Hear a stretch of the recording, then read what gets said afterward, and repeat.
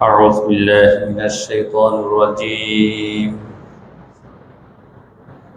بسم الله الرحمن الرحيم.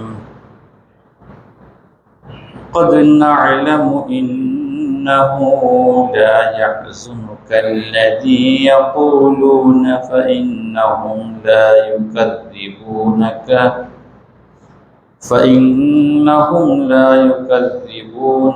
ولكن الظالمين بآيات الله يجحدون. ولقد كذبت رسل من قبلك فصبروا على ما كذبوا وأوذوا حتى أتاهم نصرنا ولا مبدل لكلمات الله ولقد جاءك من نبأ المرسلين وإن كان كبر عليك إعراضهم فإن استطعت أن تبتغي نفقا في الأرض أو سلما في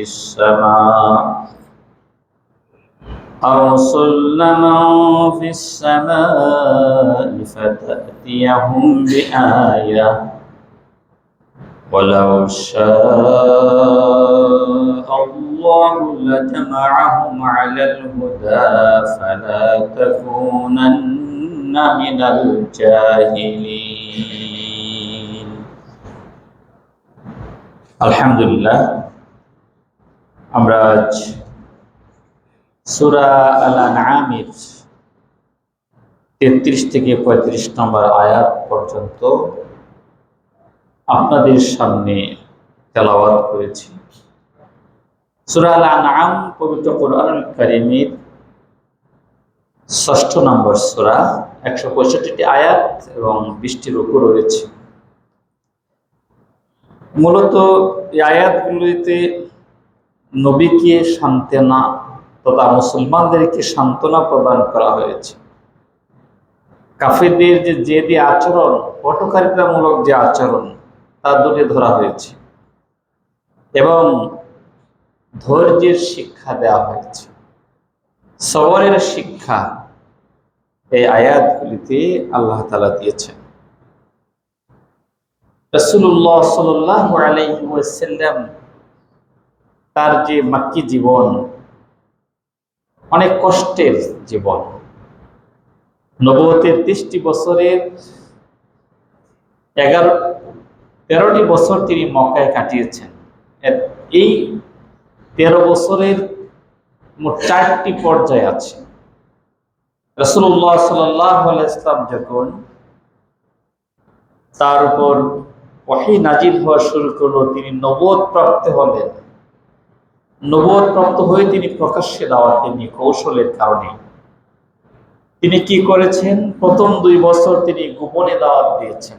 নিজের আত্মীয় স্বজন, বন্ধু বান্ধব, আপনজন, পরিবার পরিজনের কাছে, কাছাকাছি লোকদের কাছে তিনি দাওয়াত দিয়েছেন।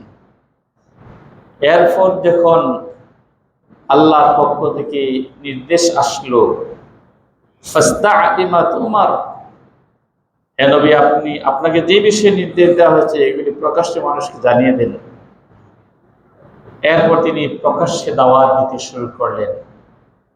প্রকাশ্যে দাওয়াতের 3টি বছর প্রথমে তেমন কোনো জুলুম নির্যাতন আসে নাই, কারণ তখন রাসূলের প্রভাব এত বেশি ছিল, তার সত্যবাদিতা, ন্যায়পরায়ণতা, আমানতদারিতা এত বেশি পরিমাণ ছিল, কেউ তার বিরুদ্ধে কথা বলবে সে সুযোগ ছিল না। কারণ তখন আবু তালেব তার পক্ষে ছিলেন, তার স্ত্রী খাদিজা, তিনি ধনাঢ্য মহিলা, তিনি তখনও জীবিত ছিলেন। এরপর 3 বছর তার উপর নির্যাতন প্রকাশ্য দেওয়ার পরেও তেমন কোনো নির্যাতন আসে নাই, স্বাভাবিক হালকা ঠাট্টা বিদ্রোহ হতে এসেছে। এরপর বাকি যে 5টি বছর এটা আর তৃতীয় পর্যায়। প্রথম পর্যায়ে 2 বছর, দ্বিতীয় পর্যায়ে হচ্ছে মাক্কি জীবনের 3 বছর, এরপরে আর 5 বছর নির্যাতন শুরু হয়ে গেল। আস্তে আস্তে করে নির্যাতনের মাত্রা বাড়তে শুরু করল। এভাবে 5 বছর রাসূলের গিয়েছে। এরপরে শেষের 3 বছর চরম নির্যাতন, তার উপর নির্যাতনের স্টিম রোলার তার উপর চালানো হয়েছে। মুসলমানগণ হাবশায় হিজরত করেছেন, অনেকেই ইয়াসরিব তথা মদিনায় হিজরত করেছেন, এবং তো তার চাচা আবু তালেব তখন ইন্তেকাল করেন, যিনি তাকে অনেক সহযোগিতা করেছেন, যদিও তিনি ঈমান আনয়ন করেন নাই। তার স্ত্রী খাদিজা ইন্তেকাল করেন, তখন তার এটাকে চিন্তার বছর বলা হয়, যে বছর তারা ইন্তেকাল করেন। আসলে টেনশনের বছর। যে নবী সমাজের সবচেয়ে ভালো মানুষ, সবচেয়ে চরিত্রবান একটা যুবক, পরোপকারী, আমানতদারী, সত্যবাদী, সেই নবী যখন এভাবে দাওয়াত দিতে দিতে তিনি এই নির্যাতনের পরিস্থিতির শিকার হলেন, তার উপর চতুর্দিক থেকে নির্যাতন আসতে শুরু করলো, তখন তিনিও কিছুটা বিচলিত হয়ে গেলেন যে এরা, আমি কোনো অন্যায় করি নাই, সত্য দিন তাওহীদ শিখাতে এসেছি, অপসংস্কৃতির বিরুদ্ধে কথা বলতে এসেছি, আমি তাদেরকে জুলুম নির্যাতন থেকে রক্ষা করার জন্য একটা সুন্দর আসমানি কিতাব তাদের সামনে নিয়ে এসেছি। যুগে যুগে অনেক নবী এবং রাসূল এসেছেন, এরপরও তারা আমাকে মানছে না। এতে রাসূল কিছুটা বিচলিত হয়ে গেলেন, তিনি চিন্তিত হয়ে গেলেন যে এই গোষ্ঠীটা আমাকে মিথ্যাবাদী বলছে, আমাকে গণক বলছে, বানোয়াট, আমি অনেক কিছু বলি, আমাকে পাগল বলছে, কত কিছুই না গালি দিয়েছে 13 বছরে, কত কিছু না রাসূলকে করেছে। আল্লাহ তাআলা নবীকে সান্ত্বনা দিয়ে বলেন, قد نعلم إنه لا يحزنك الذي يقولون فإنهم لا يكذبونك ولكن الظالمين بآيات الله يجحدون। قد نعلم, আল্লাহ বলছেন আমি অবশ্যই জানি, আমার জানা আছে যে ইন্নাহু লা ইয়াহজানুকাল্লাযী ইয়াকুলুনা, তারা বানিয়ে বানিয়ে আপনার বিরুদ্ধে যে সমস্ত মিথ্যাচার করে, যে সমস্ত অপবাদ দেয়, আপনাকে গালি দেয়, কষ্ট দেয়, নির্যাতন করে, এগুলো আমার জানা আছে। আল্লাহ বলছেন ফাইন্নাহুম, আল্লাহ বললেন হে নবী, নিশ্চয়ই তারা লা ইউকাযযিবুনাকা, আপনাকে মিথ্যা বলছে না, আপনি তো সত্যবাদী ঠিকই আছেন। তারা আগেও সাক্ষ্য দিয়েছে রাসূলের সত্যবাদী হওয়ার ব্যাপারে, যে আবু জাহেল স্বয়ং সে নিজেও সাক্ষ্য দিয়েছে, এবং একদিন রাসূলের সামনে সরাসরি বলেছে যে ইন্না লা নুকাযযিবুকা, আমরা আপনাকে মিথ্যাবাদী বলি না, ওয়ালাকিন নুকাযযিবুকা মা জিতা বিহি, আপনি যে বিষয় নিয়ে এসেছেন সেই বিষয়টাকে আমরা মিথ্যা সাব্যস্ত করি। আল্লাহ সেই কথা বলছেন, লা ইউকাযযিবুনা, তারা আপনাকে মিথ্যা প্রতিপন্ন করছে না, ওয়ালাকিন্নায যালিমিনা বিআয়াতিল্লাহি ইয়াজহাদুন, বরং এই সমস্ত অত্যাচারী সম্প্রদায়, জালেম সম্প্রদায়, তারা আল্লাহর আয়াত সমূহকে তারা অস্বীকৃতি জানাচ্ছে। আল্লাহ তাআলা অন্য জায়গায় বলেছেন, সূরা নাহলে এসেছে ওয়াজাহাদু বিহা, তারা এগুলিকে অস্বীকার করে, ওয়াস্তাইকানাতহা, কিন্তু তারা মনে মনে এগুলিকে মেনে নিয়েছে যে আয়াতগুলি আসলে সত্য, কিন্তু আমাদের নেতৃত্ব কোথায় থাকে? কাবাঘরের গিলাফের দায় দায়িত্ব, হাজিদের পানি পান করানো, কাবাঘরের রক্ষণাবেক্ষণের নেতৃত্ব, সবকিছু কুরাইশ বংশের এই কুসাই গোত্র, মুহাম্মদ এর গোত্র নিয়ে যাবে, এটা তো আমরা সহ্য করতে পারি না। তাদের নেতৃত্ব, কর্তৃত্ব, এটাই আসলে সত্য ঘটনা, অনেকে জানে বিষয়টা, যে লোকটা যে ভালো, কিন্তু ভালো হলে কি হবে, কিছু তো ইসলামের সঠিক কথাটার কথা বলে। এই জন্য আল্লাহ আরেক জায়গায় বলেছেন ওয়াস্তাইকানাত, তার মনে মনে তারা বিশ্বাস করতো, ইয়াকিন রাখতো, আনফুসুহুম নিজেদের মনে মনে, যুলমান ওয়া উলুওয়ান, কিন্তু তারা এই জালেমের কারণে তারা অন্যায়ভাবে এবং উলুওয়ান, তাদের তাকাব্বুরি, শ্রেষ্ঠত্ব, এইগুলি তাদের মানে ক্ষতি হয়ে যাবে, নষ্ট হয়ে যাবে, এই কারণে তারা এই আল্লাহর আয়াতসমূহকে অস্বীকার করে। ফানদুর কাইফা কানা আকিবাতুল মুফসিদিন, হে নবী আপনি অপেক্ষা করুন এই সমস্ত পাপী সম্প্রদায়, জালেম সম্প্রদায়, অস্বীকারী এই সম্প্রদায়ের কি পরিণতি হবে, এটার জন্য আপনি অপেক্ষায় থাকুন। সূরা ইয়াসিনে আল্লাহ তাআলা বলেছেন, ইয়া হাসরাতান আলাল ইবাদ, মানুষের জন্য অত্যন্ত আফসোসের বিষয়, বান্দার জন্য অত্যন্ত আফসোসের বিষয়, ওমা ইয়াতিহিম মির রাসূলিন, তাদের কাছে এমন কোন রাসূল এই পৃথিবীতে আসে নাই, ইল্লা কানু বিহি ইস্তাহজিউন, তাকে নিয়ে তারা উপহাস করেছে, ঠাট্টা বিদ্রূপ করেছে, তাদেরকে নিয়ে তারা আজে বাজে কথা বলেছে। সম্মানিত হাজিরিন, নবী রাসূলগণ তাদেরকে অনেক পরীক্ষা করা হয়েছে, অনেক কষ্ট তাদেরকে স্বীকার করতে হয়েছে দিনের প্রতি টিকে থাকতে গিয়ে। আল্লাহ তাআলার নবী নিজে বলেছেন, আশাদ্দুন নাসি বালাআন আল আম্বিয়া, মানুষের মধ্যে সবচেয়ে বেশি জুলুম যাদেরকে করা হয়েছে, বেশি পরীক্ষা নিরীক্ষা যাদেরকে করা হয়েছে, তারা হচ্ছে নবীগণ। এই যে নবী রাসূলের এত মর্যাদা কি জন্য হয়েছে? তারা অনেক পরীক্ষা নিরীক্ষায় উত্তীর্ণ হয়েছেন, তাদেরকে অনেক জুলুম নির্যাতনের শিকার হতে হয়েছে। সুম্মাল আমসাল ফাল আমসাল, এরপরে তার পরবর্তী নবীর অনুসারী যারা, এরপরে তারপরের যারা অনুসারী, অনুরূপ যারা নবুয়তের দায়িত্ব যারা পালন করে, নবুয়তি দায়িত্ব যারা পালন করে, নবী যে কাজগুলি যারা করে, সেই লোকদের উপর নির্যাতন আসছে, বর্তমানেও আসছে, আপনারা বাস্তব সাক্ষী। সম্মানিত হাজিরিন, সুতরাং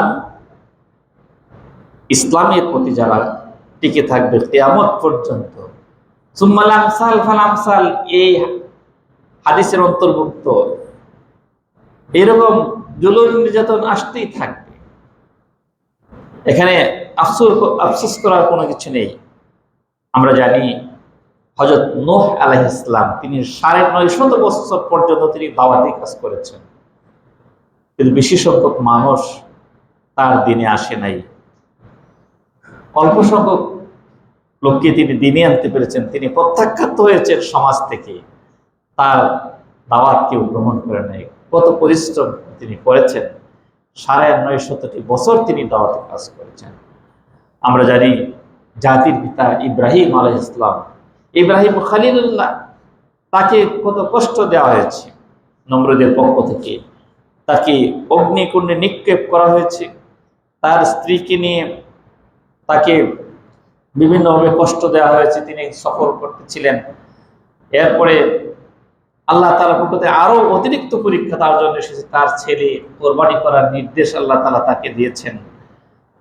এই সব কিছু পরীক্ষায় কিন্তু তিনি উত্তীর্ণ হয়েছেন। তিনি ইব্রাহিম খলিলুল্লাহ, জাতির পিতা, যিনি মুসলিম মিল্লাতের পিতা, মিল্লাত আবিকুম ইব্রাহিম।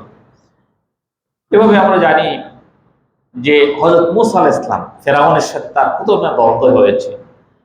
তিনি এই আল্লাহর দ্বীনের কথা বলার কারণে, এই একত্ববাদের কথা বলার কারণে তাকে দেশ থেকে তাড়িয়ে দেওয়া হয়েছে।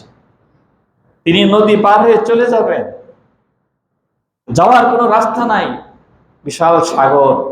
আল্লাহ বললেন, হে মূসা, তুমি সাগরে তুমি তোমার লাঠি দ্বারা আঘাত করো। আল্লাহ তাআলা বিশাল রাস্তা বানিয়ে দিলেন, বিশাল মাঠ বানিয়ে দিলেন। কত কষ্ট তিনি করেছেন এই দ্বীনের জন্য। আমরা জানি ঈসা আলাইহিস সালাম, আমাদের নবীর পূর্বে যিনি নবী, তাকে তো শেষ পর্যন্ত আল্লাহ তাআলা আসমানে উঠায় নিয়ে গেলেন জীবিত অবস্থায়। এত নির্যাতন তার উপর করা হয়েছে। সুতরাং দ্বীনের প্রতি চলতে গেলে বিভিন্ন সমসাময়িক লোকদের পক্ষ থেকে নির্যাতন আসবে, অত্যাচার আসবে। কায়েমি স্বার্থবাদী লোকদের পক্ষ থেকে নির্যাতন আসবে, অত্যাচার আসবে। রাষ্ট্রীয়ভাবে অত্যাচার আসবে, আন্তর্জাতিক ভাবে অত্যাচার আসবে, যেগুলি বর্তমানে ঘটছে আপনারা দেখছেন। মুসলমানদের উপর যত জুলুম নির্যাতন চলছে, এর চলবে। ইসলামের প্রতি টিকে থাকতে হলে এই জুলুম নির্যাতন চলতেই থাকবে। সুম্মাল আমসাল ফাল আমসাল, সবচেয়ে বেশি নির্যাতিত হয়েছে নবী রাসূলদের সমান তো আসে নাই। সাহাবায়ে কেরাম একদিন প্রশ্ন করেন, ইয়া রাসূলুল্লাহ, আলা তাদউ লানা, আলা তাস্তানসিরু লানা, আমাদের জন্য একটু দোয়া করবেন না? আমাদের কাছে আল্লাহর কাছে একটু সাহায্য প্রার্থনা করবেন না? এই যে আমাদের উপর নির্যাতন করা হয়েছে। আল্লাহ রাসূল বলেন, হে আমার সাহাবারা, তোমরা শুনো, তোমাদের উপর আর কি নির্যাতন আসছে? পূর্ববর্তী নবীর উম্মতদের উপর এমন নির্যাতন এসেছে যে তাদেরকে অর্ধেক দেহ মাটির নিচে পুঁতে ফেলা হতো, কমর পর্যন্ত, বুক পর্যন্ত পুঁতে ফেলা হতো। এরপর করাত আনা হতো, কাঠ দিয়ে, যে করাত দিয়ে যে কাঠ কাটা হয়, ছিঁড়া হয়, তক্তা তৈরি করা হয়, তাদের মাথার মাঝে সেই করাত রেখে দ্বিখণ্ডিত করে দেওয়া হতো। এমন নির্যাতন তোমাদের পূর্বের উম্মতদের উপর এসেছে। সেই বুখারীতে হাদিস কানা এসেছে। সম্মানিত হাজিরিন, এই জন্য আল্লাহ তাআলা এই আয়াতে তার নবীকে সান্ত্বনা দিয়েছেন।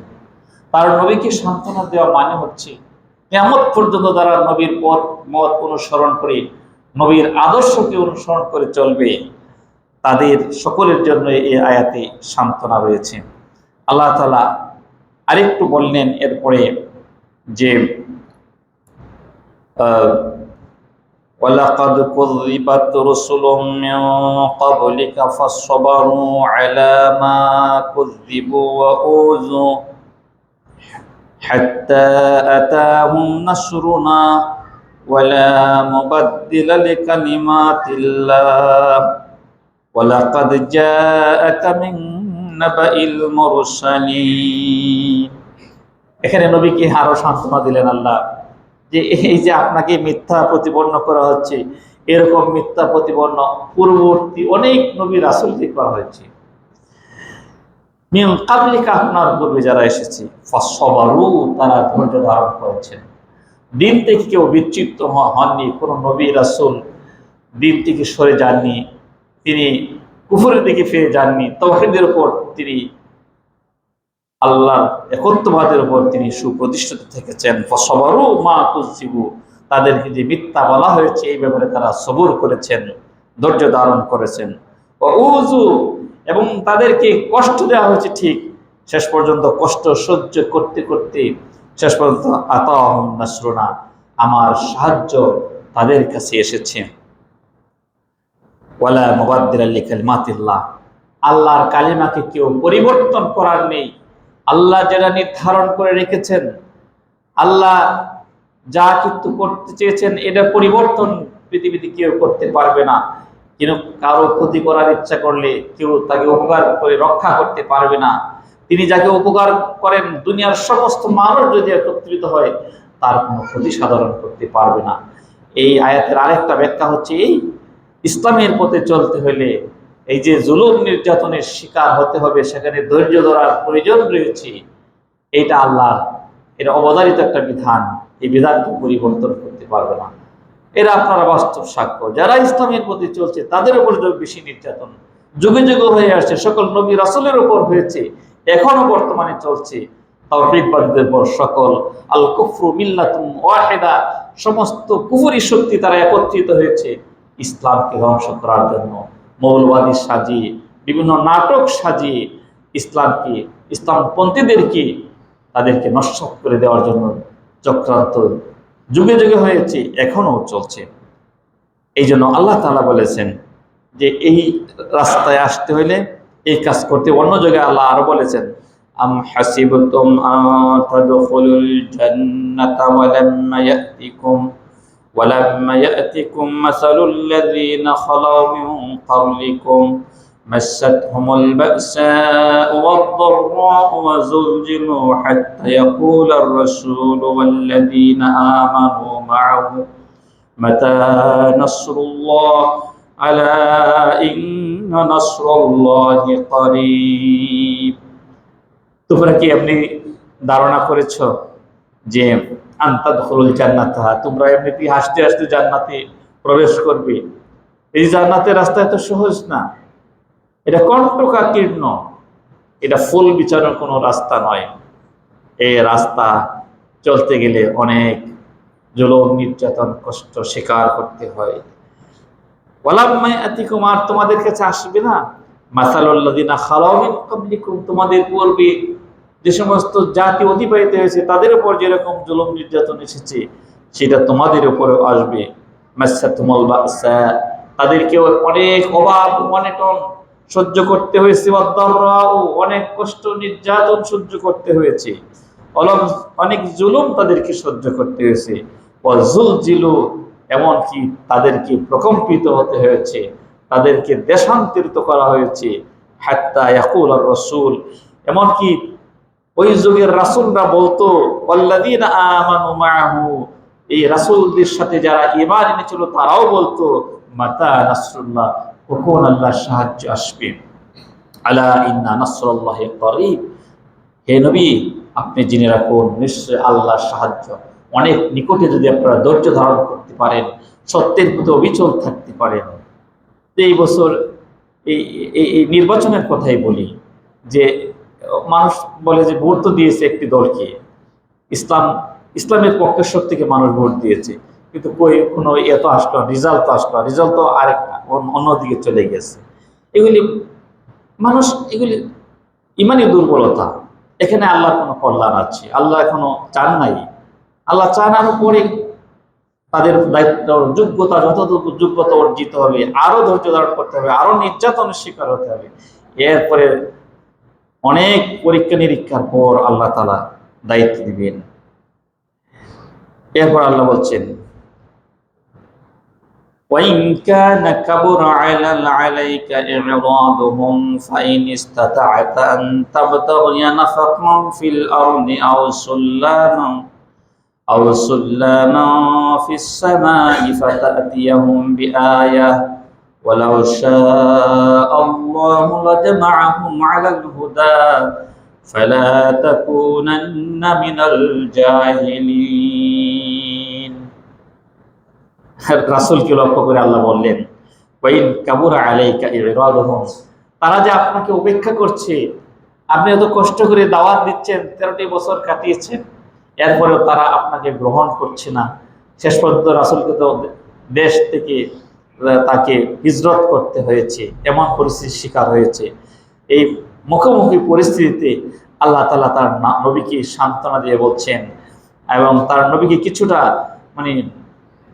নবীকে একটু অন্য স্বরে, একটু আল্লাহর পক্ষ থেকে তাকে অন্যভাবে একটু বলছেন, ওয়াইন কাবুর আলাইকা, হে নবী আপনার কাছে যদি খুব বেশি কঠিন মনে হয় ইরাদুহুম, তারা যে আপনাকে উপেক্ষা করে চলছে, তাহলে আমার সাহায্য ছাড়া তো আপনি চলতে পারবেন না। এই জন্য আল্লাহ বলছেন, ফাইন ইস্তাতাআতা, যদি আপনি সক্ষম হন, আন তাবতাগিয়া নাফাকান ফিল আরদি, জমিনের ভিতরে কোনো সুড়ঙ্গ পথ রাস্তা তৈরি করে সেই পথ থেকে আপনি যাবেন, নিচে চলে যাবেন, সেখান থেকে কিছু করবেন, আর সুল্লামান ফিস সামাই, অথবা আকাশে আপনি একটা সিঁড়ি লাগাবেন, আকাশে একটা সিঁড়ি লাগিয়ে আপনি ফাতাআতিয়াহুম বিআয়াত, জমিনের নিচ থেকে অথবা আকাশের উপর থেকে কোনো একটা নিদর্শন নিয়ে আসবেন, সেটা আপনি তাহলে করতে পারেন। আপনি এটা করেন যদি আপনি সক্ষম হন। এরপরে আল্লাহ আরো বললেন, ওয়ালাউ শাআল্লাহু লাজামাআহুম আলাল হুদা, এই পৃথিবীতে যে ভালো মন্দ, কোনটা সঠিক পথ বেঠিক পথ, এই দুইটা রাস্তা তৈরি করে আল্লাহ তাআলা পৃথিবীতে পাঠিয়েছেন মানুষদেরকে। ইন্নী জাইলুন ফিল আরদি খলিফা, প্রতিনিধি হিসেবে পৃথিবীতে আল্লাহ তাআলা পাঠিয়েছেন। এর উদ্দেশ্য তো অবশ্যই আছে। এই জন্য আল্লাহ বলছেন, ওয়ালাউ শাআল্লাহ, আল্লাহ যদি চাইতেন লাজামাআহুম আলাল হুদা, সমস্ত মানুষকে হেদায়েতের উপর রাখতে পারতেন, কিন্তু আল্লাহ তো এটা করেন নাই। ফালা তাকুনান্না মিনাল জাহিলিন, সুতরাং আপনি অবান্তর কোনো চিন্তা ভাবনা করে আপনি জাহেলদের, মূর্খদের অন্তর্ভুক্ত হয়েন না। সম্মানিত হাজিরিন, আল্লাহ চাইতে তো এটা পারতেন, সমস্ত মানুষকে তিনি হেদায়েতের উপর রাখবেন। তাহলে তো যাচাই ফাচাই করার কোনো সুযোগ নাই। কিন্তু আল্লাহ এটা কি জন্য করেন নাই? আল্লাহ যাচাই ফাচাই করে মানে খাঁটি বান্দা কোনটা সেটাকে করবেন, নির্ধারণ করবেন। যারা আল্লাহ সেই পরীক্ষায় উত্তীর্ণ হবে তাদের জন্য জান্নাত, যারা উত্তীর্ণ হতে পারবে না তাদের জন্য জাহান্নাম। এবং আল্লাহ যুক্তি সহকারে সঠিক দলিল উপস্থাপন করে তিনি সঠিকটাকে, সত্যকে তিনি প্রতিষ্ঠা করবেন। এটা আল্লাহ তাআলার নিয়ম। এজন্যই এই ভালো মন্দের মানে এই সৃষ্টি, এবং মানুষকে এই জন্য আল্লাহ তাআলা বিবেক দিয়েছেন যে দুইটা রাস্তা, এই দুইটাতে তুমি কোনটা গ্রহণ করবে, সত্য নাকি মিথ্যা। যারা সত্যটাকে গ্রহণ করে নিতে পারবে তাদের জন্য পরকালে সফলতা, আর যারা সেটা পারবে না, ব্যর্থ হবে, দুনিয়াকে বেশি প্রাধান্য দিবে, তাদের জন্য বিফলতা, তাদের জন্য পরকালে শাস্তির ব্যবস্থা রয়েছে। অন্য এক আয়াতে আল্লাহ তাআলা বলেছেন, এরকম অনুরূপ একটি আয়াত যে সূরা কাসাসের ভিতরে এসেছে, ইন্নাকা লা তাহদি মান আহবাবতা, হে নবী আপনি যাকে পছন্দ করেন তাকে আপনি হেদায়েত দিতে পারবেন না। ওয়ালাকিন্নাল্লাহা ইয়াহদি মান ইয়াশা, আল্লাহ যদি ইচ্ছা করেন সেই আল্লাহর সেই দেওয়া বিধানকে সে গ্রহণ করার জন্য নিজের বিবেক কাটিয়ে সে নিজেকে প্রস্তুত করে, তাহলে আল্লাহ তাকে হেদায়েত দিবেন। ওয়া হুয়া আ'লামু বিল মুহতাদিন, আর প্রকৃত হেদায়েতপ্রাপ্ত কারা এটা আল্লাহ তাআলাই ভালো জানেন, এটা আপনি জানেন না। যদি এতই হইতো তাহলে যে আবু তালেব রাসূলকে এত সহযোগিতা করেছে কঠিন মুহূর্তগুলিতে, জুলুম নির্যাতনের সময় নিজের ঘর বাড়ি ছেড়ে শিয়াবে আবু তালেব অবস্থান করেছেন, কষ্ট স্বীকার করেছেন তার ভাতিজাকে রক্ষা করার জন্য, কিন্তু ঈমান আনেন নাই। শুধুমাত্র তার চরিত্র ভালো ছিল, সে ইয়াতীম ছিল, এগুলি তার দায়িত্ব মনে করে তিনি এগুলি করেছেন। কিন্তু বলেছেন যে হে আমার চাচা, আপনি কমপক্ষে শেষবারের মতো একটিবার বলেন লা ইলাহা ইল্লাল্লাহ, এই কথাটা আপনি একটু বলেন। তার চাচা বলেন নাই। এই জন্য আল্লাহ বলছেন, ইন্নাকা লা তাহদি মান আহবাবতা, আপনি যাকে চান, আপনি যাকে পছন্দ করেন তাকে আপনি হেদায়েত দিতে পারবেন না। হেদায়েতের মালিক হচ্ছে আল্লাহ তাআলার কাছে। সম্মানিত হাজিরিন, সার্বিক এই আয়াতের যে শিক্ষা আমরা পাই যে নবী সাল্লাল্লাহু আলাইহি ওয়াসাল্লামের যে দুঃখ কষ্ট, এটা আল্লাহ তাআলা স্বীকৃতি দিয়েছেন। তিনি অবশ্যই তিনি অনেক কষ্ট স্বীকার করেছেন, এই আয়াতের মাধ্যমে স্বীকৃতি আছে। কাফেররা সত্য জিনিস জানতো। আমাদের সমাজে অনেক বুদ্ধিজীবীরা যারা বিভিন্ন দল মত পথ নিয়ে চলে, অনেক বিভিন্ন ইজম নিয়ে চলে, তারাও জানে যে কোনটা সত্য মিথ্যা, কিন্তু তারপরে মানে না কেন, তবু তারা এটা অস্বীকার করতো। কাফেররা ওইরকমই অস্বীকার করতো। এরপরে সকল নবীকে আল্লাহ তাআলা কষ্ট দিয়েছেন, কষ্ট পরীক্ষা নিরীক্ষা করেছেন, সহ্য করতে হয়েছে। এবং হেদায়েত শুধু আল্লাহর হাতে, হেদায়েতের মূল মালিক আল্লাহ। আপনি অনেক ভালো কাজ করলেন, হেদায়েতটাও আল্লাহ তাআলার কাছে চাইতে হবে। এই জন্য আল্লাহ রাসূল তিনি নিয়মিত দোয়া করতেন, আল্লাহুম্মা ইন্নী আসআলুকাল হুদা ওয়াত তুকা ওয়াল আফাফা ওয়াল গিনা, হে আল্লাহ আমি আপনার কাছে হেদায়েত চাই, সঠিক পথটা আমি চাই, পবিত্র জীবন চাই, অত্যকা তাকওয়া চাই, ওয়াল গিনা এবং এবং অমুখাপেক্ষী কারো মুখাপেক্ষী আমি হইতে চাই না, এগুলো আমি চাই। এরপরে এই আয়াতে আরো শিক্ষা হচ্ছে দাওয়াতের কাজে ধৈর্য ধারণ করতে হবে।